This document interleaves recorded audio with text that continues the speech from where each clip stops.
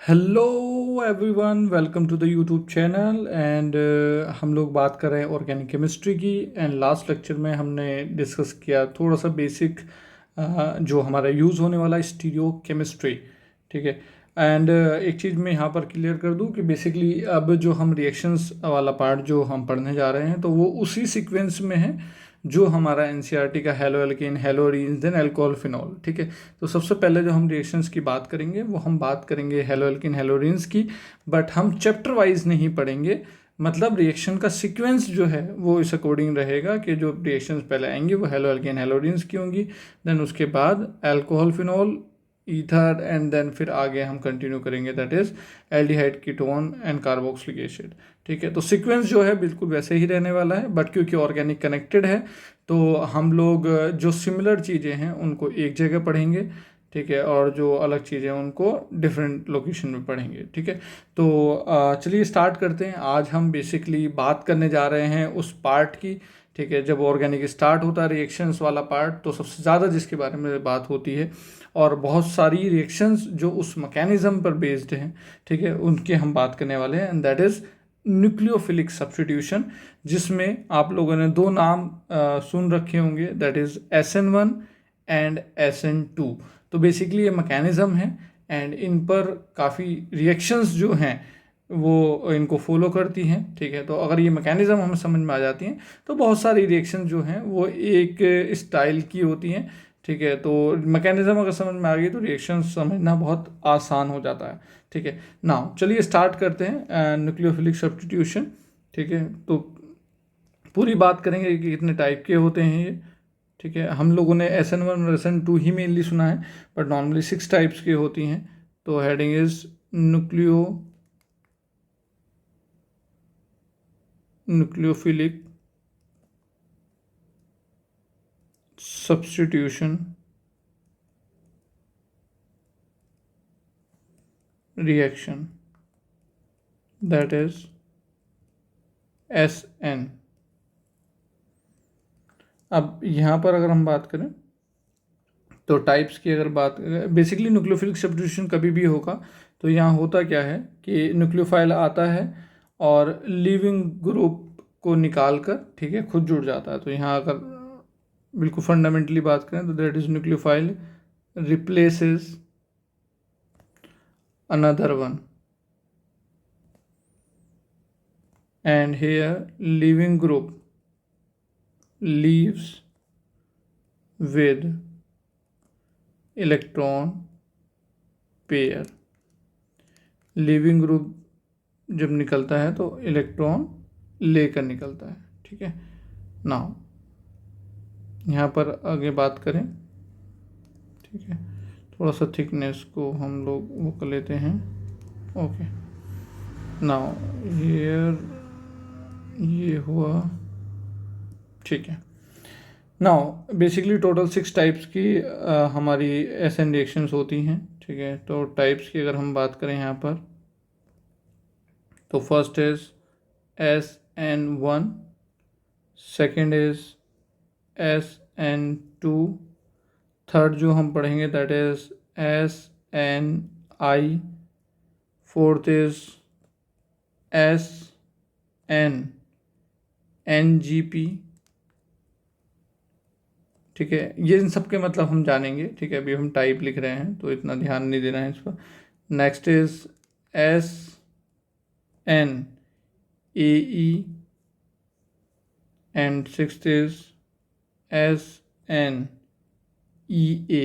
ठीक है। बेसिकली ये क्या है, एरोमेटिक में हम लोग बात करते हैं इसकी। तो ये है एडिशन एलिमिनेशन और ये है एलिमिनेशन एडिशन। तो ठीक है, बेसिकली इन दोनों के बारे में जो बात होगी वो हम लोग बात करेंगे जब बेंजीन की बात करेंगे। ठीक है। जो कि आगे जाकर होती है तो वहाँ पर हम लोग इनको लेंगे। ठीक है। सबसे पहले जो हम लोग डिटेल में पढ़ने वाले हैं that is SN1 and SN2। तो चलिए स्टार्ट करते हैं विद SN1। आज के लेक्चर में हम लोग SN1 की मैकेनिज़्म और क्या क्या उसके पॉइंट्स होते हैं उन सब के ऊपर हम लोग बात करेंगे। ठीक है। तो in today's lecture that is SN1 mechanism. ठीक है। दैट इज़ कि अगर मैं फुल फॉर्म की बात करूँ तो nucleophilic substitution by unimolecular mechanism। तो nucleophilic substitution by unimolecular mechanism, that means जो 1 और 2 जो ये नाम है वो मोलिकुलैरिटी से रिलेटेड है। हमने काइनेटिक्स में बात करी थी कि मोलिकुलैरिटी 1 2 बेसिकली जो नंबर ऑफ रिएक्टिंग स्पीसीज होते हैं वो मोलिकुलैरिटी नोट करते हैं, ठीक है। तो यहाँ पर यूनिमोलिकुलर मतलब इनकी मोलिकुलैरिटी क्या है, 1 है, ठीक है। तो कभी भी अगर हम बात कर रहे हैं एसएन रिएक्शन की तो यहाँ पर लिविंग ग्रुप लीव करेगा, न्यूक्लियोफाइल आके जुड़ेगा, बस तरीका अलग अलग थोड़ा सा रहेगा। तो SN1 में अगर हम बात करें तो लिविंग ग्रुप पहले लीव कर जाता है एंड देन फिर बाद में क्या आता है, हमारा न्यूक्लियोफाइल आता है, ठीक है। तो that is leaving group leaves first then nucleophile attack. मतलब कैसे, ठीक है। यहाँ अगर हम यहाँ दिखाएं दैट इज़ RLG, R कोई कार्बन ग्रुप है यहाँ पर, ठीक है। लिविंग ग्रुप यहाँ लगा हुआ है एंड यहाँ पर हमने लिया that is nucleophile and SN1 के थ्रू अगर हम कराते हैं तो बेसिकली होगा क्या कि पहले हमारा लिविंग ग्रुप लीव करता है, पहला स्टेप होता है लिविंग ग्रुप लीव करना, तो यहाँ बनेगा R प्लस प्लस Lg-। अभी R प्लस जो है मतलब कार्बन के ऊपर पॉजिटिव है, तो बेसिकली ये क्या होगा यहाँ पर, दैट इज कार्बो कटायन। अब इस स्टेप में बेसिकली क्या हो रहा है, यहाँ पर एक इंटरमीडिएट बन रहा है, ठीक है। तो इंटरमीडिएट का फॉर्मेशन बेसिकली एक स्लोवेस्ट स्टेप होता है एंड इसी को हम लोग बोलते हैं that is RDS step. RDS का मतलब होता है that is rate determining step. Although हमने इसके बारे में थोड़ी बहुत बात काइनेटिक्स में की हुई है, ठीक है। वो स्टेप जो पूरी रिएक्शन में सबसे स्लोवेस्ट वाला पार्ट होता है that is RDS step. Now next step में बेसिकली क्या होता है, पहले स्टेप में क्या हुआ, कार्बोकटायन बना। अब कार्बोकटायन बना है तो कार्बोकटायन अगर उसके पास पॉसिबिलिटी है रीअरेंजमेंट की तो वो रीअरेंजमेंट भी करेगा, पहले वो रीअरेंज कर लेगा अपने आप को एंड देन फिर लास्ट स्टेप में बेसिकली क्या आएगा, न्यूक्लियोफाइल आएगा। जब कार्बोकटायन एक बार स्टेबल पोजीशन पहुंच जाएगा, लास्ट स्टेप जो है वो फास्ट है क्योंकि पॉजिटिव निगेटिव का मिलकर कंपाउंड बन जाना, ये हमारा क्या रहेगा, दैट इज़ फास्टेस्ट स्टेप रहेगा। तो इस तरह से कुछ सिचुएशन रहेगी। यहाँ 2 स्टेप है, ये पहला स्टेप और ये हमारा सेकंड स्टेप। पहला लिविंग ग्रुप का लीव करना, दूसरा न्यूक्लियोफाइल का आकर जुड़ना। तो ये मल्टी स्टेप बेसिकली रिएक्शन है here, that is multi step process basically ये है, ठीक है। यहाँ अगर एक ग्राफिकल रिप्रेजेंटेशन से भी बताया जाता है, ठीक है। जैसे अगर मैं इस रिएक्शन का एक पोटेंशियल एनर्जी कर्व बनाऊं, ठीक है, तो यहाँ कुछ इस तरह से होगा कि यहाँ हमारी पोटेंशियल एनर्जी है, ठीक है। ये है प्रोग्रेस ऑफ रिएक्शन, ठीक है। तो यहाँ पर बेसिकली क्या स्टार्टिंग हो रही, दैट इज़ रिएक्टेंट, रिएक्टेंट की एनर्जी है ये, यहाँ से स्टार्ट किया है, ठीक है। ये है हमारा RLG वाली एनर्जी। देन फिर पहले स्टेप में क्या हुआ, बेसिकली कार्बोकटायन बनेगा, ठीक है। तो ये पहली ट्रांजिशन स्टेट है, ठीक है। और यहाँ बन रहा है हमारा दैट इज़ R प्लस, और R प्लस कोई स्टेबल चीज़ नहीं इसलिए एनर्जी इतनी ज़्यादा है, ठीक है। ये है ट्रांजिशन स्टेट 1, ठीक है। अब क्या होगा, R प्लस न्यूक्लियोफाइल से जुड़कर क्या बनाएगा हमारा, दैट इज़ प्रोडक्ट बनाएगा और वो होगा RNU। ये है हमारी ट्रांजिशन स्टेट 2। TS का मतलब है दैट इज़ ट्रांजिशन स्टेट। अब बेसिकली पहला ट्रांजिशन स्टेट है जिसमें R और X के बीच का बॉन्ड टूट रहा है, दूसरा ट्रांजिशन स्टेट है जिसमें R और NU का बॉन्ड बन रहा है, ठीक है। तो इस तरह से हमारा SN2 मल्टी स्टेप यहाँ दिख रहा है। देखो 2 बार पीक आना, देखो सिंगल जब भी कभी प्रोडक्ट बनता है तो एक बार एक एनर्जी बैरियर को क्रॉस करके ही प्रोडक्ट बनता है, ये हम पढ़ चुके हैं, ठीक है। ये कर्व हमारे लिए बिल्कुल नया नहीं है। ये हम काइनेटिक्स में जो एक्टिवेशन एनर्जी है उसमें देखा हमने, ठीक है। तो बेसिकली क्या होता है कि ये दो पीक हैं, दैट मीन्स यहाँ पर क्या है हमारा टू स्टेप रिएक्शन है। ये एनर्जीज बताता है, जितनी एनर्जी कम होगी, जैसे यहाँ हमने प्रोडक्ट की एनर्जी कम दिखाई है, ठीक है, तो जितनी एनर्जी कम होगी उतनी स्टेबिलिटी ज़्यादा होगी, ठीक है। तो ये है हमारा कर्व की बात हुई। इस रिएक्शन के बारे में और अगर हम बात करें तो आरडीएस स्टेप में बेसिकली सिर्फ रिएक्टेंट इन्वॉल्व है, तो जो सारी बात होगी वो आरडीएस स्टेप के अकॉर्डिंग होगी, ठीक है। तो यहाँ अगर मैं बोलूँ दैट इज़ यूनिमोलिकुलर। यूनिमोलिकुलर कैसे?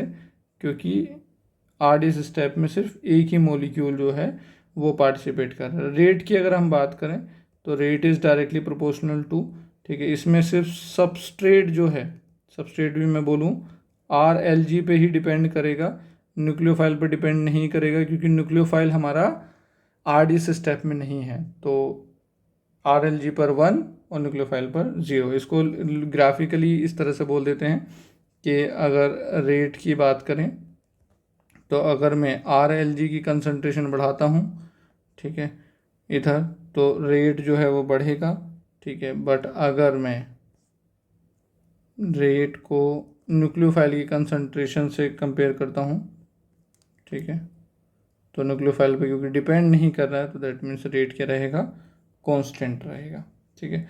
अच्छा, आरडीएस स्टेप में एक और काम हो रहा है, दैट इज़ लीविंग ग्रुप जो है वो लीव कर रहा है, तो rate is directly proportional to leaving group tendency. और लिविंग ग्रुप टेंडेंसी हम लोग देख चुके हैं, हम पहले ही बात कर चुके हैं लिविंग ग्रुप के बारे में कि कौन जल्दी निकलता है कौन लेट। या फिर भी मैं एक वो दे देता हूँ एग्जांपल के तौर पर, दैट इज़ एफ माइनस से ज़्यादा सी एल माइनस निकलेगा, सी एल माइनस से ज़्यादा B R minus, and then फिर आई माइनस। कुछ इस तरीके से basically order leaving group tendency का रहता है, ठीक है। नाउ एक चीज़ और यहाँ पर अगर हम बात करें, कार्बोकेटायन बेसिकली बन रहा है, तो रेट जो है वो कार्बोकेटायन की स्टेबिलिटी पे भी डिपेंड करेगा, जितना स्टेबल बनेगा उतना जल्दी बन जाएगा। तो that is stability of first formed carbocation. यहाँ पर मैंने क्या बोला, फर्स्ट फॉर्म, ना कि रीअरेंज करने के बाद कहाँ जा रहा है, पहली बार जब बनेगा वो बनेगा जो ज़्यादा स्टेबल होगा। और हमें पता है कि 3 डिग्री 2 डिग्री 1 डिग्री में 3 डिग्री कार्बोकेटायन ज़्यादा स्टेबल होता है। तो यहाँ मैं सारे केस लिख देता हूँ कि 1 डिग्री से ज़्यादा बेसिकली 2 डिग्री, 2 डिग्री से ज़्यादा 3 डिग्री, 3 डिग्री से ज़्यादा हमारा अलाइलिक वाला, ठीक है। अलाइलिक अगर आपको पता हो तो डबल बॉन्ड सी बगल वाले कार्बन, दैट इज़ ये क्या होगा, अलाइलिक, ठीक है। एंड देन उसके बाद अब बेंजाइलिक कार्बन पर हैलोजन, ठीक है, या कोई भी लिविंग ग्रुप, मैं यहाँ लिविंग ग्रुप ले लेता हूँ, ठीक है। तो दैट इज बेंजाइलिक। एंड अगला है बैक बॉन्डिंग वाला केस। बैक बॉन्डिंग में अगर मैं बात करूँ CH3O CH2, अगर यहाँ कोई लिविंग ग्रुप है, लिविंग ग्रुप लीव करेगा तो कार्बोकेटायन बनेगा, और कार्बोकेटायन को ये पास में कोई ऐसा एटम होना चाहिए जिसके पास लोन पेयर हो ताकि वो इलेक्ट्रॉन दे सके, तो उसके आगे केस आता दैट इज बैक बॉन्डिंग। तो याद होगा कार्बोकेटायन बैक बॉन्डिंग के लिए कुछ भी करेगा, तो कार्बोकेटायन के लिए सबसे बड़ा प्राइम फैक्टर हमारा यहाँ पर बैक बॉन्डिंग बनता है। नाउ कार्बोकेटायन अगर बना है तो रीअरेंज जरूर करेगा, ठीक है। तो carbocation intermediate rearrangement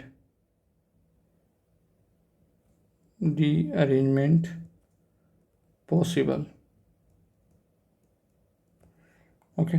now rate में एक और मैं बात करूं, ठीक है, कि यहाँ पर बेसिकली क्या होता है कि लिविंग ग्रुप को लेकर, ठीक है, काइनेटिक आइसोटॉपिक इफेक्ट शो करता है, मतलब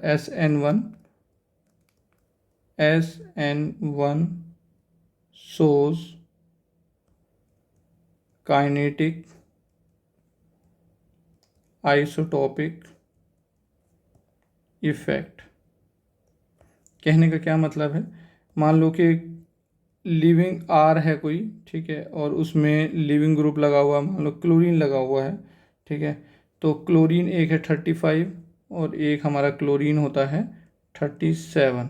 तो बेसिकली रेट की अगर मैं बात करूँ तो रेट यहाँ पर R दोनों में सेम है तो क्लोरीन निकलेगा, बट यहाँ पर जो लाइटर क्लोरीन है वो जल्दी निकलता है। ठीक है, तो काइनेटिक आइसोटोप का मतलब ये होता है कि जब दो आइसोटोप लिए हों तो जो हैवी वाला आइसोटोप होता है वो स्लो रिएक्शन देता है। दैट मीन्स रेट का ऑर्डर रहेगा कि जो लाइटर रहेगा वो ज़्यादा तेज रिएक्शन देगा। That means heavier isotope so slow reaction. बस ये चीज़ ध्यान रखनी है काइनेटिक आइसोटोपिक इफेक्ट के नाम पर। नाउ नेक्स्ट अगर मैं बात करूं दैट इज़ नेक्स्ट स्टेप में क्या होगा, बेसिकली जितना भी न्यूक्लियोफाइल, जो सेकंड स्टेप है, जितना भी न्यूक्लियोफाइल अवेलेबल रहेगा वो सब जाके जुड़ जाएगा। इस बेसिस पे नहीं कि इसकी क्वालिटी क्या है, ठीक है, सिर्फ क्वांटिटी पे मैटर करेगा। दैट मीन्स जो ज़्यादा होगा वो ज़्यादा जुड़ेगा। तो every available nucleophile can attack in last fast non selective step। And ये चीज़ जो होगी वो क्वालिटी के बेसिस पर नहीं होगी, क्वांटिटी के बेसिस पर होगी। तो that is quantitatively, that is quantity पे बेस्ड रहेगा, नॉट क्वालिटेटिवली। ठीक है, तो बेसिकली जितने भी अवेलेबल रहेंगे, वो ऐसी बात होती है ना कि कचरा भी खेलेगा। दैट मीन्स कचरा भी खेलेगा मतलब कैसा भी न्यूक्लियोफाइल होगा वो सब चलेगा। ठीक है ना। अब बेसिकली जब भी कार्बोकेटायन बनता है तो कार्बोकेटायन प्लेनर होता है, एंड प्लेनर पे जब न्यूक्लियोफाइल आके जुड़ेगा तो दोनों पॉसिबिलिटीज हैं, वो ऊपर से भी आ सकता है और नीचे से भी आ सकता है। और अगर न्यूक्लियोफाइल के जुड़ने के बाद वो कायरल सेंटर बना, दैट इज कायरल कार्बन अगर वो बनता है, तो कायरल कार्बन में वो दोनों पॉसिबिलिटी बनेगी, वो आर भी बनेगा और एस भी बनेगा। हमने बात करी थी कि दो फॉर्म होती हैं ऑप्टिकल आइसोमर्स की, तो अगर ऊपर से आकर जुड़ा है तो अगर आर बनता है, तो नीचे से आके जब जुड़ेगा तो एस बनेगा। तो कहने का मतलब कायरल प्रोडक्ट जो है वो मिलेगा। ठीक है, और इक्वल अमाउंट में मिलेगा, जितना आर मिलेगा उतना ही एस मिलेगा। और अगर इनकी क्वांटिटी सेम है, मतलब एक ही कायरल कार्बन अगर प्रेजेंट है, तो उसी का आर और उसी का एस अगर इक्वल अमाउंट में मिलेगा, तो दैट मीन्स फाइनल सॉल्यूशन क्या होगा हमारा, क्या होगा, उसको क्या बोलते हैं मिक्सचर को, दैट इज रेसिमिक मिक्सचर। ठीक है, तो यहाँ पर अगर हम लिखें that is planar sp2 carbocation can be approached from either side, so chiral product are obtained in pair। And अगर वो अकेला ही कायरल कार्बन हुआ, if it is the only chiral centre of the product, then फिर एक ही chiral carbon के R और एस इक्वल अमाउंट मिलेंगे। Then racemisation, then racemisation take place. तो कहने का मतलब रेसिमाइजेशन वाला वर्ड या रेसिमिक मिक्सचर वाला बात जब होगी तो वो SN1 में होगी। ठीक है, ऑल्दो ये रेसिमाइजेशन इतना परफेक्ट नहीं होता है। अगर हम बात करें, ठीक है, कि जिस साइड से लिविंग ग्रुप लीव कर रहा है, मैं थोड़ा सा एक आइडिया यहाँ पर देता हूँ। ठीक है, कि बेसिकली सिनेरियो किस तरह से होता है कि यहाँ से अगर जुड़ा हुआ है हमारा ये कायरल कार्बन है, ये लिविंग ग्रुप यहाँ लगा हुआ है, यहाँ आर है, यहाँ आर डैश है, यहाँ आर डबल डैश है। ठीक है, तो सबसे पहले स्टेप में बेसिकली क्या होगा, लिविंग ग्रुप लीव कर जाएगा, यही RDS स्टेप है। तो लिविंग ग्रुप जब लीव करेगा हमारा, तो बेसिकली कार्बोकेटायन बन जाएगा, और कार्बोकेटायन ये आर डैश, ये आर डबल डैश।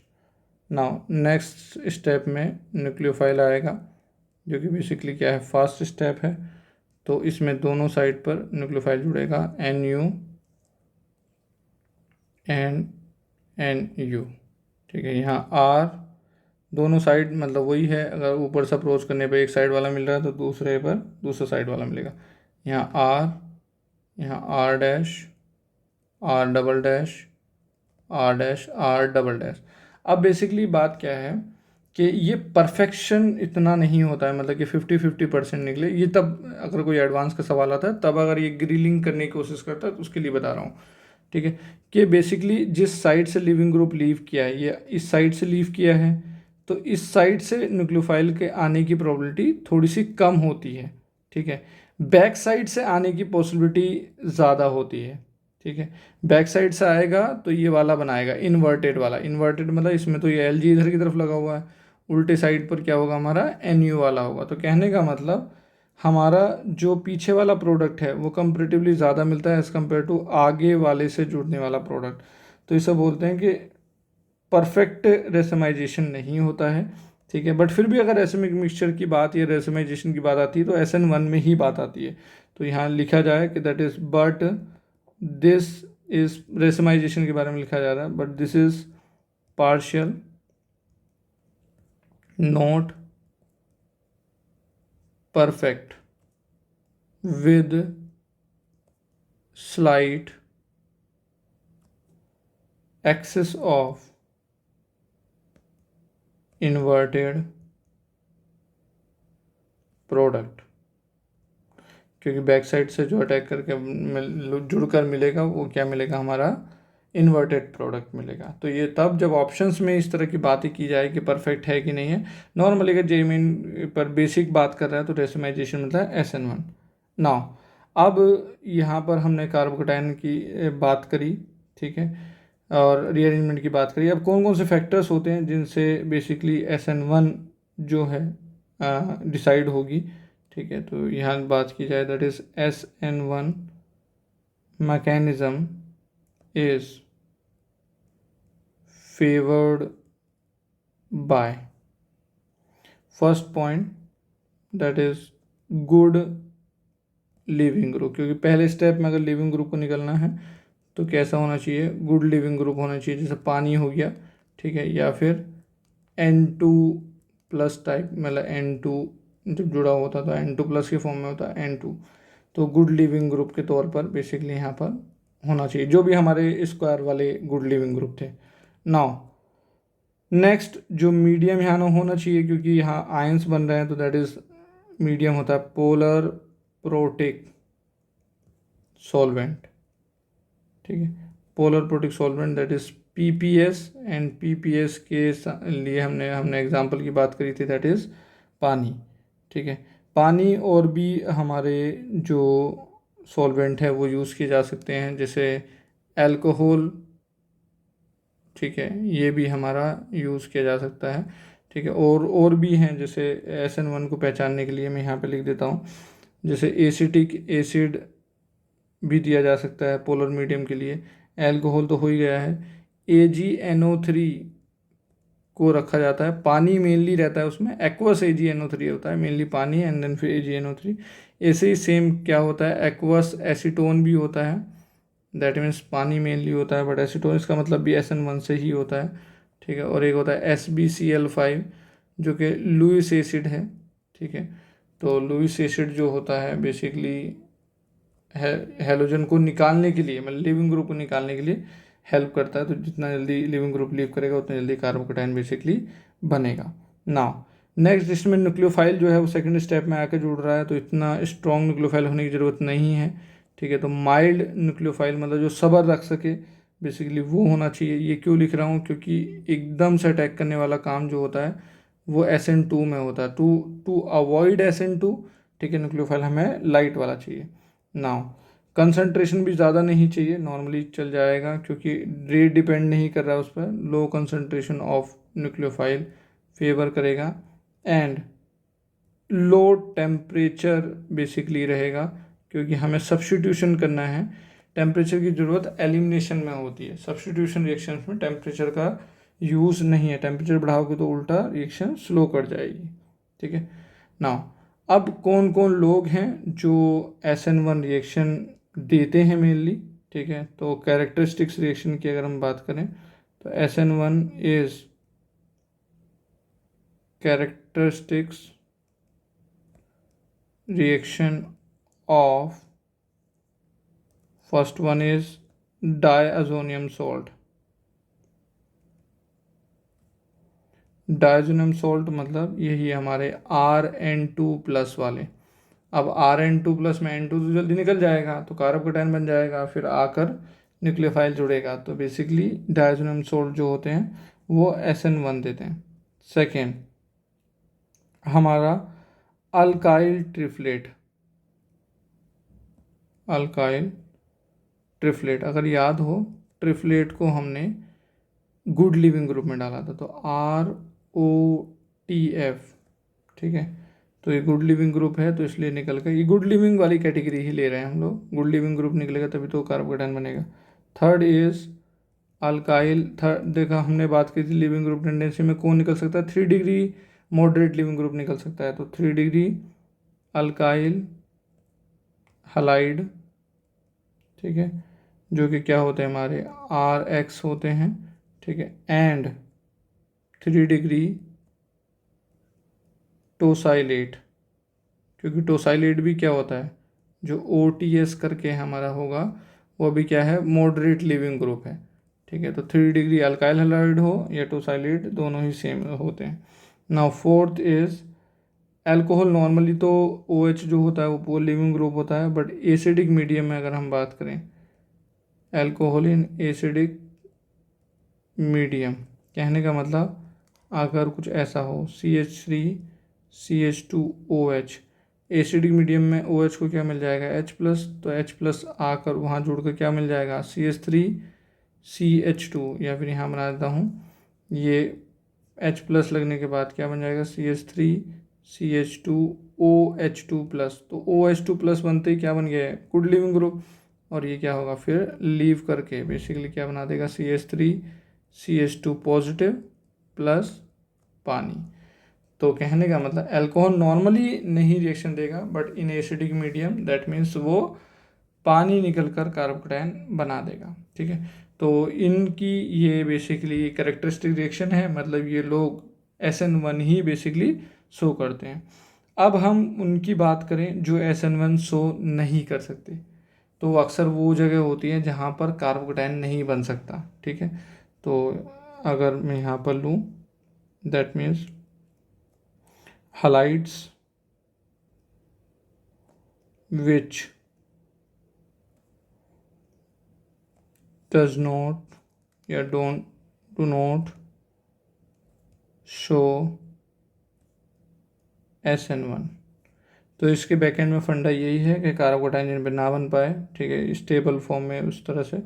तो पहले अगर मैं बात करूँ that is 1 degree alkyl halide, क्योंकि 1 डिग्री अल्काइल हैलाइड जो होता है हमारा बेंजाइलिक और अलाइलिक नहीं होना चाहिए, ठीक है। नॉर्मली 1 डिग्री हैलाइड का जो होता है स्टेबिलिटी इतनी नहीं होती है, ठीक है। दूसरा यहाँ पर मिथाइल वाला हैलोजन, कार्बोकेटायन की स्टेबिलिटी बहुत कम है।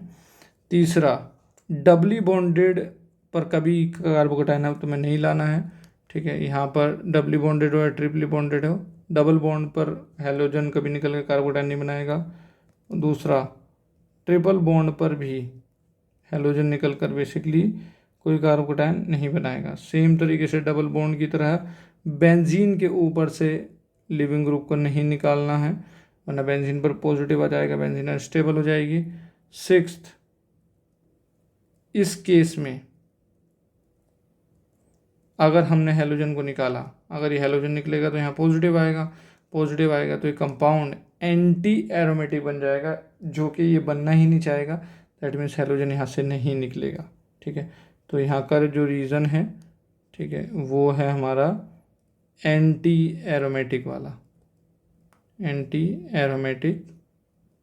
और यहाँ जो है बेंजीन से ऊपर लगा जो हैलोजन होता है, ठीक है, उसमें एक तो निकलेगा तो क्या आएगा डबल पॉजिटिव चार्ज आएगा बेंजीन के ऊपर, वो अनस्टेबल है। दूसरा यहाँ जो हैलोजन है ये रेजोनेंस करके बेसिकली क्या कर रहे हैं, डबल बॉन्ड करेक्टर ला रहे हैं, तो ये बॉन्ड वैसे ही मजबूत है तो नॉर्मली नहीं टूटेगा। नाउ सेवन्थ अगर हम बात करें, दैट इज ब्रिज हेड।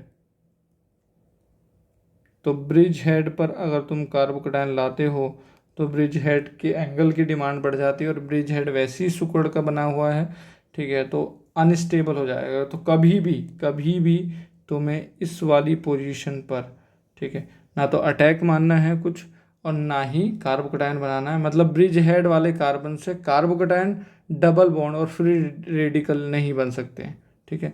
तो बेसिकली ये जो चीज़ है ये नारियल है, मतलब रियल में एग्जिस्ट नहीं करती है ये, ठीक है। तो इन सब केसेस में हमें SN1 नहीं करानी है, ठीक है।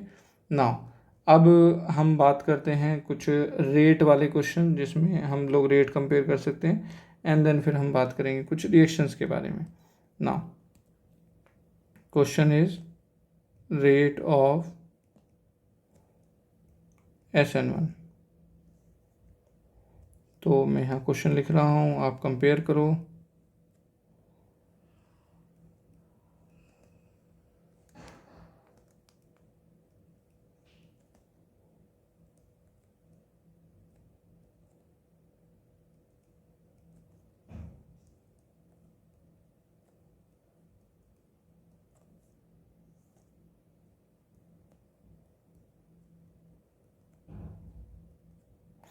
थ्री डिग्री वाला फंडा ब्रिज हेड पे नहीं लगाना है कि ब्रिज हेड 3 डिग्री है वो वाला टाइप से, क्योंकि ब्रिज हेड रिएक्शन ही नहीं देगा।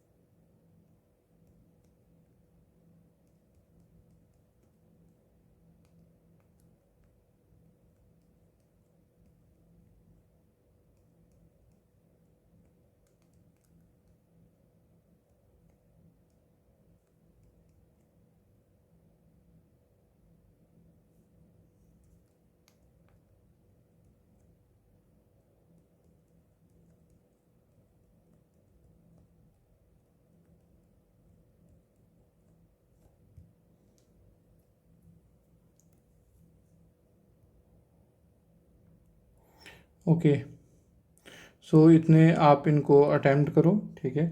और फिर हम यहाँ कुछ रिएक्शंस वाले क्वेश्चन भी लिख लेते हैं, ठीक है। एंड दैट इज़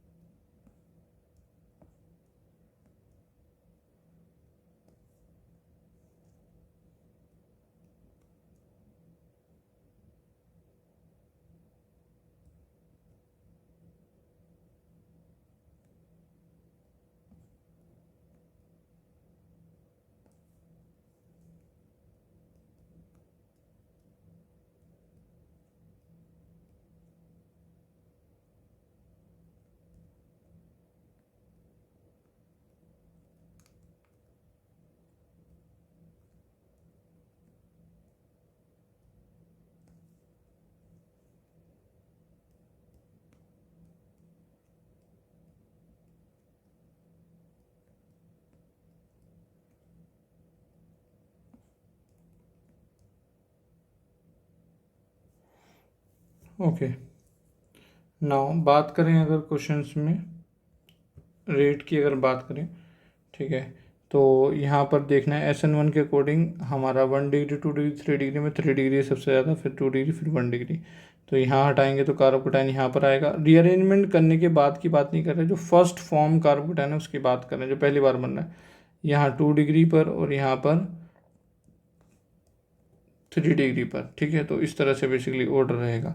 यहाँ ये 1 डिग्री, ठीक है, यहाँ ये 2 डिग्री, ठीक है, बट ये 3 डिग्री नहीं है क्योंकि ये तो ब्रिज हेड वाला है, ठीक है। तो ब्रिज हेड वाला सबसे बेकार होगा। दैट मीन्स यहाँ आंसर आएगा 2 डिग्री, मतलब सेकंड वाला, देन फर्स्ट वाला, एंड लास्ट में आएगा थर्ड वाला, ठीक है। क्योंकि थर्ड वाला ब्रिज हेड की वजह से एक्चुअली थर्ड वाला रिएक्शन ही नहीं देगा, ठीक है। रेट की या बात करें, थर्ड वाला रिएक्शन नहीं देगा।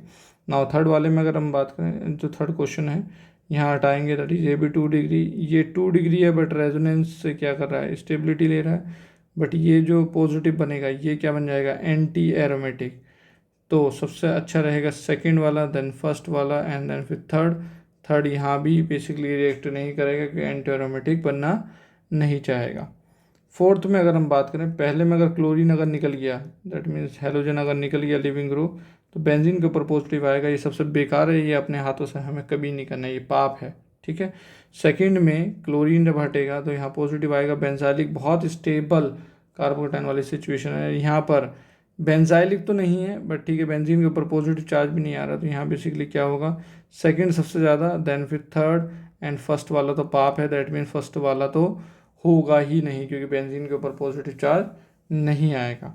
ना फिफ्थ में अगर बात करें तो डबल बॉन्ड वाले कार्बन से हम लोग हेलोजन नहीं निकालते, हमने ऊपर ही बोला है, ठीक है। दैट मीन्स ये रिएक्शन करेगा ही नहीं।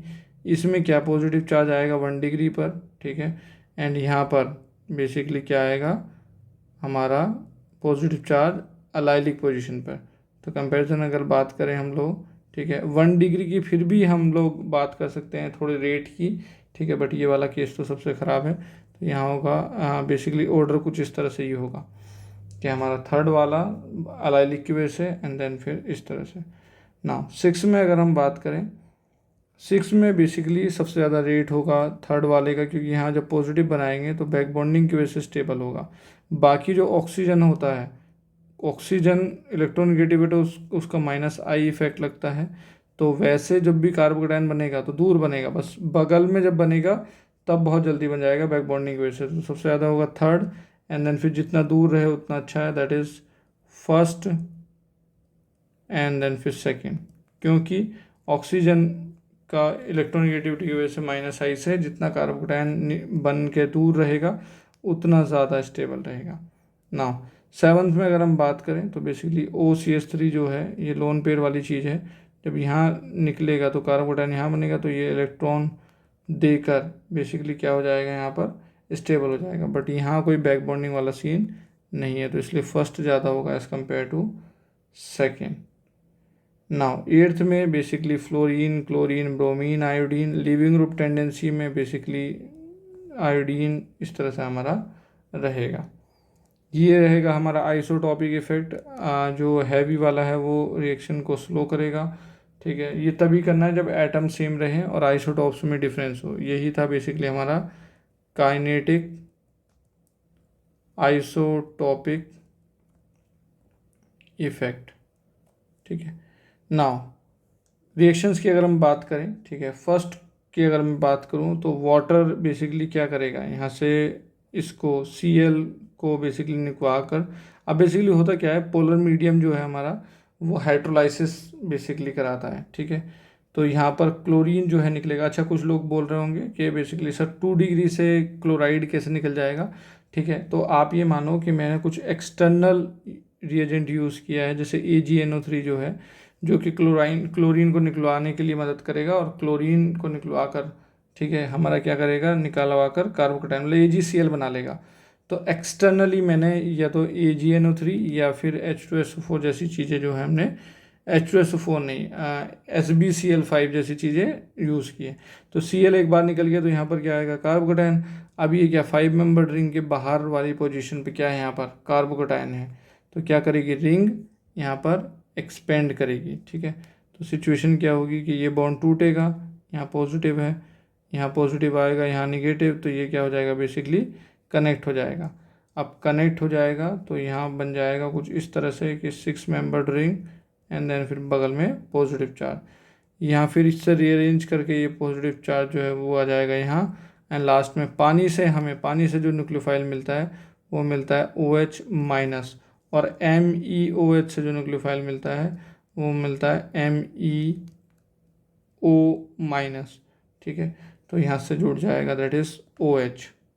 नाउ सेकंड वाले में सेम इसी तरह से बेसिकली क्या रहेगा, Cl निकल जाएगा। अब यहाँ पर ये पॉजिटिव बनेगा, बट जब पानी लगेगा, वाटर जब आएगा तो बेसिकली यहाँ ऊपर से भी अप्रोच कर सकता है, नीचे से भी। तो दो तरह के प्रोडक्ट जो है बेसिकली यहाँ पर बनेंगे हमारे, ठीक है। एंड किस तरह से रहेंगे, दैट इज़ अगर यहाँ हम बात करें, सिचुएशन रहेगी इस तरह से कि OH वेज में भी लगेगा एंड OH हमारा डैश में भी लगेगा, क्योंकि दोनों तरह के प्रोडक्ट जो है हमको मिलेंगे, ठीक है। नाउ थर्ड में अगर बात करूँ, ये है 1 डिग्री वाला और ये है 3 डिग्री। तो बेसिकली 3 डिग्री जो है, क्योंकि कुछ मेंशन नहीं है, पोलर पोर्टिक में एल्कोहल खुद पोलर पोर्टिक है, ठीक है। तो Cl निकल जाएगा, तो यहाँ पर ये पहले से ही स्टेबल कार्बोकैटायन है तो यहाँ पर लग जाएगा OMe। दूसरे वाले Cl को ये नहीं छेड़ेगा, ठीक है। नाउ फोर्थ वाले में भी बेसिकली क्या होगा, क्लोरीन को निकलवा कर यहाँ पॉजिटिव एंड देन फिर हमारा रीअरेंजमेंट करेगा, रीअरेंजमेंट यहाँ हाइड्रोजन रीअरेंजमेंट करके फाइनली कार्बोकैटायन जो है वो इस जगह आ जाएगा एंड देन फिर बन जाएगा OMe, ठीक है। नाउ फिफ्थ में अगर हम बात करें यहाँ पर, ठीक है, तो सिचुएशन क्या है कि ये ब्रिज हेड वाला कार्बन से तो निकलेगा ही नहीं, ठीक है। तो ये क्लोरीन तो निकलेगा नहीं, ये क्लोरीन निकलेगा और इसकी जगह क्या लग जाएगा हमारा OMe, और यहाँ पर है दैट इज़ क्लोराइड, ठीक है। अगर मैं यहाँ बात करूँ दैट इज़ MeOH, मुझे एक ही बार रिएक्शन करना है, एक बार रिएक्शन मतलब दैट इज़ 1 इक्विवेलेंट की बात हो रही है। पोलर प्रोटिक मीडियम में अगर कोई एक रिएक्शन दे सकता है तो वो है क्लोराइड, निकल कर यहाँ पर पॉजिटिव आएगा क्योंकि ये बैक बॉन्डिंग स्टेबलाइज है, ठीक है। तो एक ही क्लोरीन निकलेगा, ठीक है, यहाँ पर, और बेसिकली यहीं पर आकर क्या लग जाएगा OMe। बाकी अदर क्लोरीन जो है वो नहीं निकलेंगे, ठीक है। तो बेसिकली इस तरह से हम लोग SN1 में जो रिएक्शंस हैं वो हम लोग करते हैं, ठीक है। यहाँ पर अगर एक हम लोग एग्जांपल लें कायरल सेंटर को इंक्लूड करने वाला, ठीक है, तो कुछ इस तरह से हम लोग बोल सकते हैं, दैट इज़ ये है CH3, ठीक है। नाउ C2H5, ठीक है, और यहाँ है D, और यहाँ पर कोई लिविंग ग्रुप अगर हम ले लें, ठीक है, मान लो जैसे क्लोरीन वाला केस ले लेते हैं, ठीक है, एंड यहाँ हम रिएक्शन करा रहे हैं वैसे ही MEOH ले रहे हैं, तो क्या होगा, क्लोराइड निकलेगा, फिर दोनों साइड के प्रोडक्ट मिलेंगे, दैट मीन्स OMe राइट में भी, और जो OMe लगेगा वो लेफ्ट वाला भी केस होगा, दैट इज OMe, ठीक है, तो that is CH3D C2H5 CH3 C2H5D, ठीक है। तो कायरल प्रोडक्ट जो है, मतलब ये बेसिकली कायरल कार्बन था, तो यहाँ दोनों फॉर्म मिली हैं, तो ये क्या कहलाएगा, दैट इज रेसिमिक मिक्सचर, ठीक है। तो कुछ इस तरह से बेसिकली बात होती है हमारी SN1 की। SN1 में ध्यान ये रखना है कि कार्बोकेटाइन की स्टेबिलिटी जो है वो हमारे लिए प्राइमरी फैक्टर है, ठीक है, एंड रिएक्टिविटी का ऑर्डर वही 3 डिग्री 2 डिग्री 1 डिग्री, ठीक है। कुछ और रिएक्शंस हम लोग SN1 के ऊपर करेंगे, अभी मैकेनिज्म का हमने आइडिया लिया है एंड कैसे हम लोग बेसिकली रेट कंपेयर कर सकते हैं वो बातें की हैं हमने, ठीक है। तो नेक्स्ट लेक्चर में मिलते हैं, पहले हम बात करेंगे SN2 मैकेनिज्म के बारे में, एंड देन फिर SN1 SN2 के कंबाइन एग्जाम्पल के तौर पर, ठीक है, एक वीडियो आएगी जिसमें कि सारे क्वेश्चंस जो हैं वो डिस्कशन किए जाएंगे एंड कंपेयर भी किया जाएगा कैसे SN1 एंड SN2 में हम लोग डिसाइड करते हैं कि कौन सी रिएक्शन होगी, ठीक है। चलो मिलते हैं नेक्स्ट क्लास में, thank you for watching, bye bye.